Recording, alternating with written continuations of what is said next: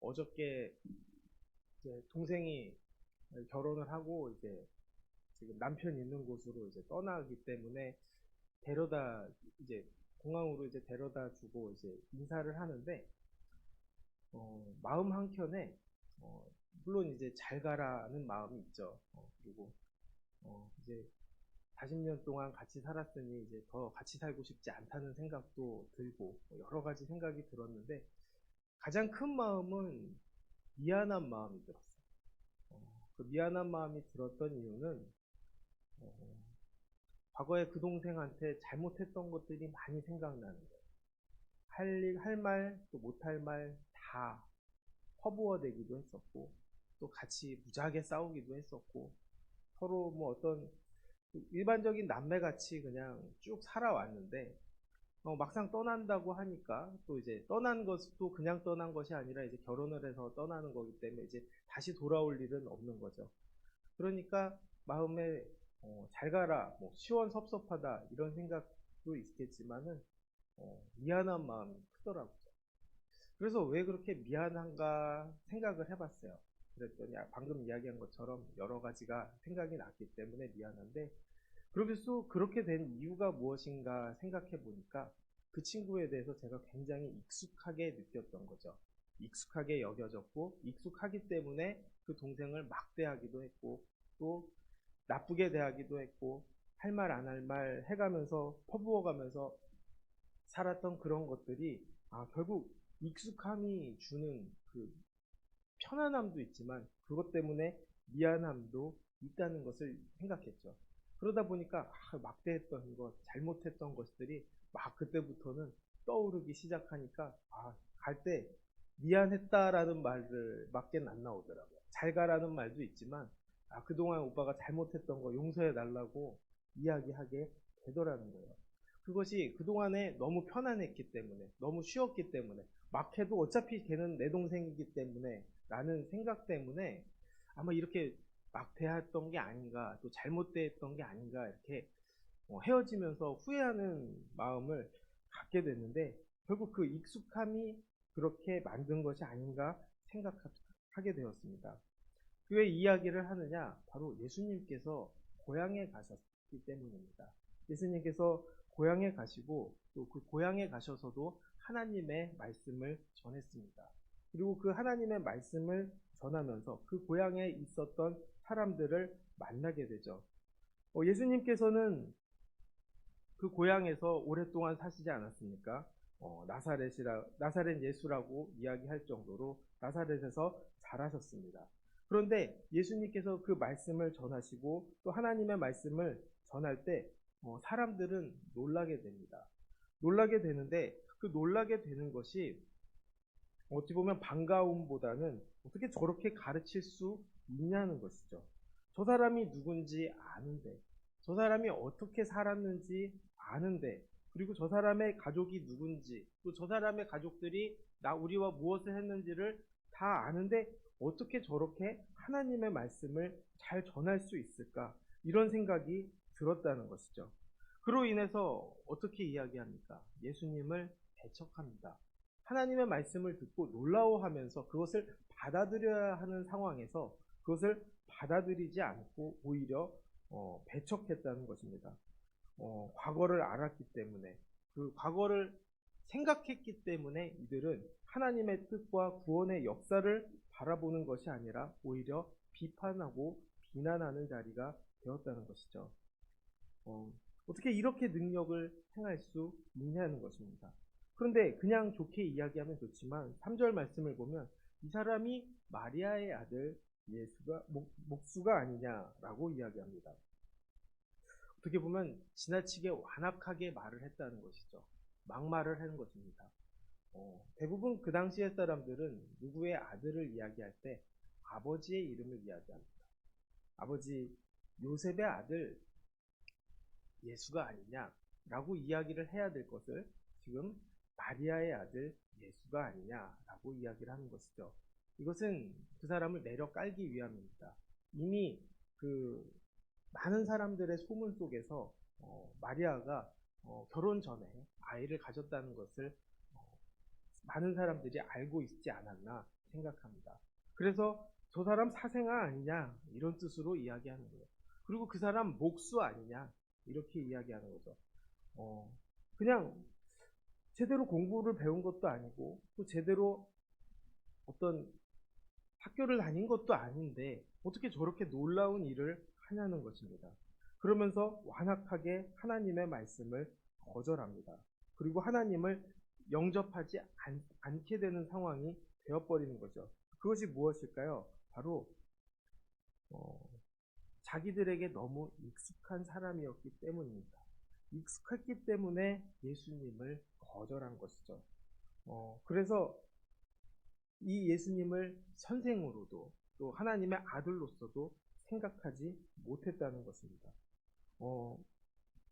잘 알았기 때문에 오히려 주님의 말씀을 듣지 못하고 구원을 누리지 못하고 그 익숙함과 편견 때문에 배척을 한 것이죠. 우리도 이런 실수를 잘할 때가 있습니다. 내가 그 사람들과 오래 있으면 그 사람을 잘 안다고 생각합니다. 사실 다 아는 것도 아닌데 제대로 알고 판단하지도 않음에도 불구하고 잘 안다고 생각하는 것이죠. 저도 동생이랑 아까 이야기했지만 익숙하기 때문에 막대했다라는 이야기도 있지만 그만큼 잘 안다라고 생각하고 대했던 것도 있었던 것 같습니다. 그러나 그 사람의 마음을 제가 다 알까요? 또 그 사람의 생각을 다 알까요? 아는 것처럼 보여도 또 경험이 쌓였다 할지라도 다 아는 것이 아니라는 것이죠. 만약에 성령 받은 사람의 변화를 보면서 내가 그 과거의 행적 때문에 그 사람을 평가할 수 있냐는 것을 생각해 보면 그럴 수 없다는 것입니다. 그 모든 것들을 다 알 수 없으면서 안다고 생각하는 것이 문제죠. 그래서 내 경험을 함부로 중요시 여겨서도 안 된다는 것이죠. 그 경험 때문에 편견이 생기고 또 우리의 시각과 생각이 망쳐질 수 있기 때문입니다. 그래서 예수님께서는 그들에게 자기 고향과 친척과 자기 집 외에서는 존경을 받지 못함이 없느니라라고 말씀하십니다. 편견 때문에 습관과 익숙함에 빠져서 받아들이지 못할 뿐만 아니라 함부로 말할 수 있다는 것입니다. 사실 가장 가까운 사람들에게 우리가 상처를 주고 살아가지 않는가 생각해 봅니다. 그렇기 때문에 가까울수록 우리는 더욱더 예의를 지켜야 한다 생각하는 것이죠. 믿음을 가진 사람들이라면 또 성령의 역사가 있다면 오히려 가까운 사람을 더 지키고 또 가까운 사람들에게 더 예의를 지키고 살아가지 않을까 생각합니다. 그들의 배척 때문에 예수님은 아무 권능도 행할 수가 없으셨습니다. 5절 말씀에 거기서는 아무 권능도 행하실 수 없어 다만 소수의 병자에게 안수하여 고치실 뿐이었고 그들이 믿지 않음을 이상히 여기셨더라 라고 말씀하십니다. 가르치려 해도 받아들이지 않고 기적을 베풀려고 해도 그들이 기적을 원하지 않고 받아들이지 않아서 오히려 기적을 행할 수 없으셨다고 말씀합니다. 마음을 닫고 또 그것을 안 받으려고 하는데 무엇을 할 수 있겠습니까? 예수님은 갖게 하려고 믿음을 갖게 하게 하시려고 하시는데 그 믿을 생각조차 안 하면 아무것도 할 수 없습니다. 소용없는 일이 되어버린다는 것이죠. 기적을 보아도 믿지 않고 또 말씀을 들어도 믿지 않는다는 것입니다. 그 마음속에 편견 때문에 아무것도 받아들이지 못한다는 것이죠. 예수님의 입장에서는 그들의 상황을 더욱더 잘 아셨을 것입니다. 더욱더 잘 알았기 때문에 더욱더 찾아가셔서 말씀을 가르치시고 또 고쳐주시고 기적을 베푸려고 하셨음에도 그들이 받아들이지 않았습니다. 사실 예수님의 마음속에 어떤 생각이 들었을까요? 아마 안타까운 마음이 가득하셨지 않을까 생각합니다. 그래서 더 열심히 전하려고 하지만 누가복음을 보면 절벽으로 떠밀어서 죽이려고까지 했다고 이야기합니다. 그만큼 그들의 완악함과 그 견고함이 정말 깨기 힘든 그런 일이 되어버렸다는 것이죠. 그러나 예수님께서는 그런 그들과 다투거나 싸우시지 않습니다. 사실 이렇게까지 해서 복음을 받아들이지 않으면 어떻게 해야 될까요? 여기서 그냥 멈춰야 될까요? 힘 빠지니까 하지 말아야 할까요? 그렇지 않습니다.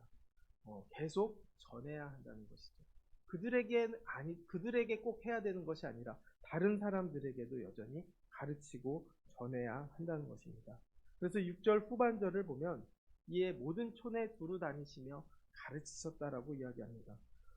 내 가족이 또 내 주변 사람들이 나와 가까운 사람들이 믿지 않는다고 해서 내가 하나님의 말씀을 전하지 않는 것이 아니라 오히려 이웃 마을을 다니시면서 그 복음을 전하셨습니다. 그렇기 때문에 우리가 해야 할 일은 무엇일까 한번 생각해 보게 됩니다. 바로 주님의 말씀을 우리가 받아들였다면 계속 씨를 뿌려야 한다는 것이죠. 말씀을 계속 전해야 한다는 것입니다. 가끔 이런 생각이 들 수도 있을 것 같습니다.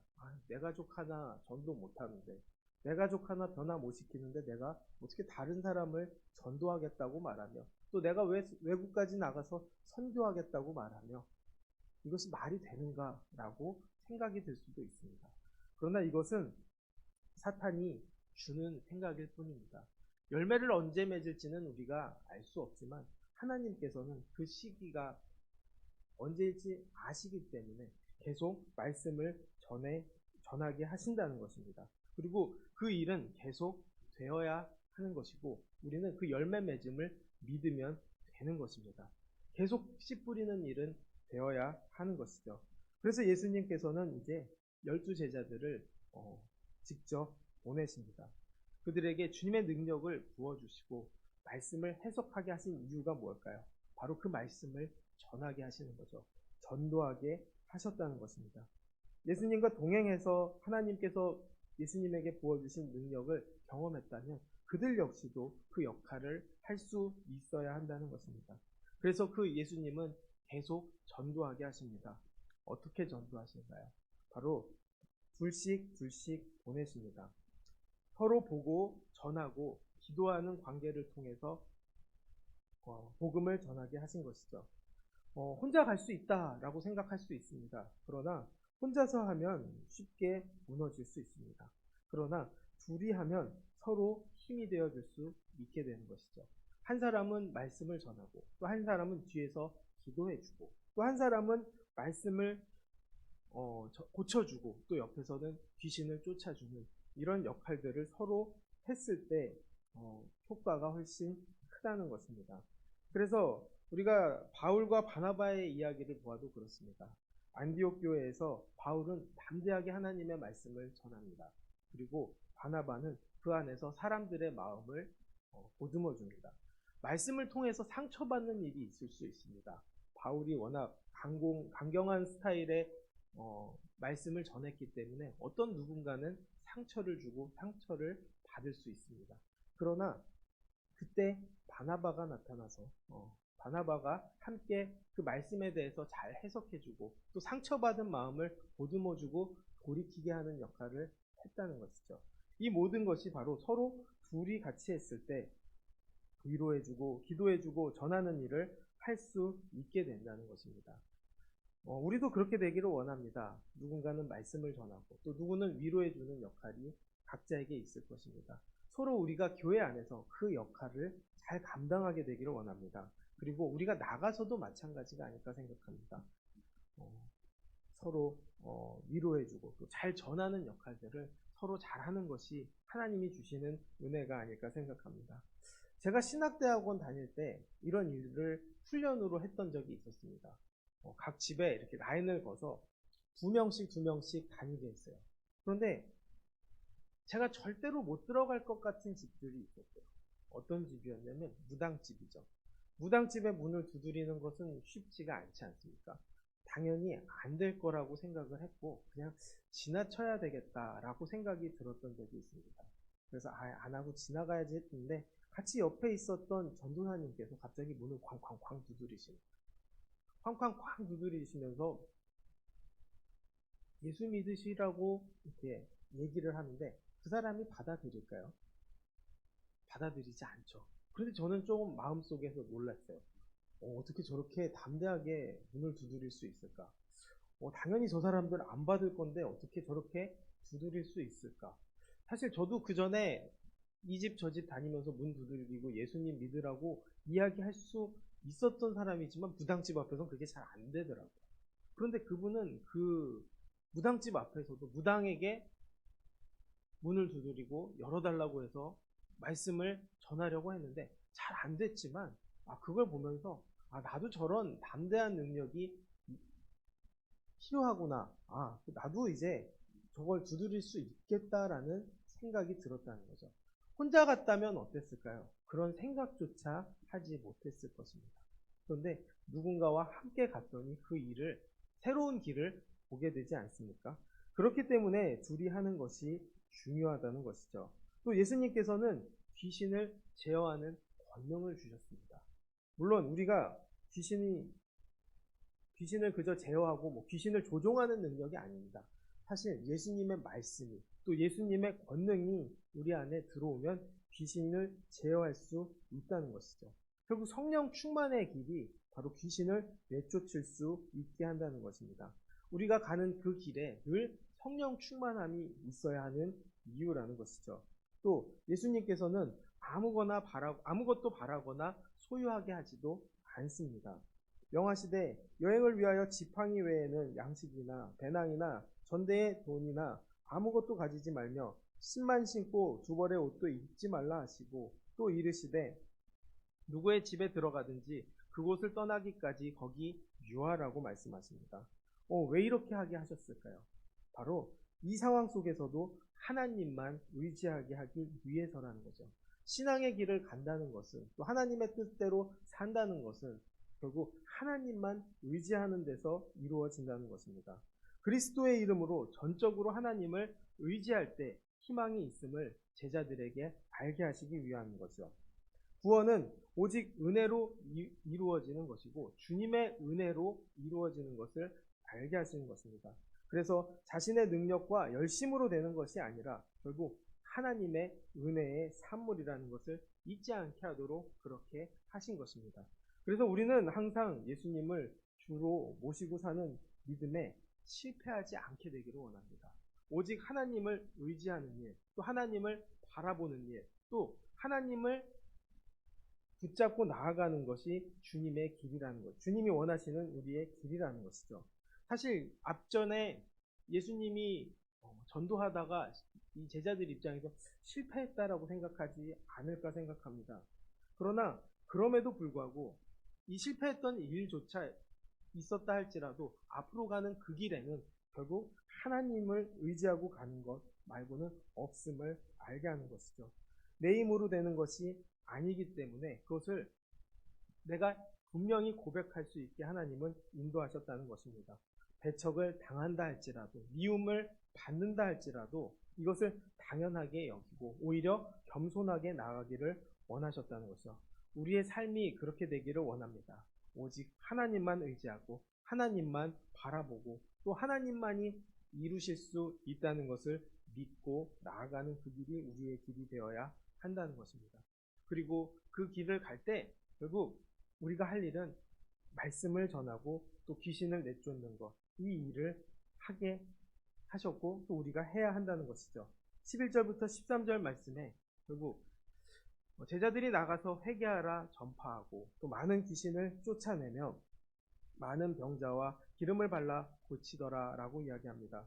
회개하라고 전파하게 하시고 또 귀신을 쫓아내고 많은 병자를 고치는 일을 하게 하셨다는 거죠.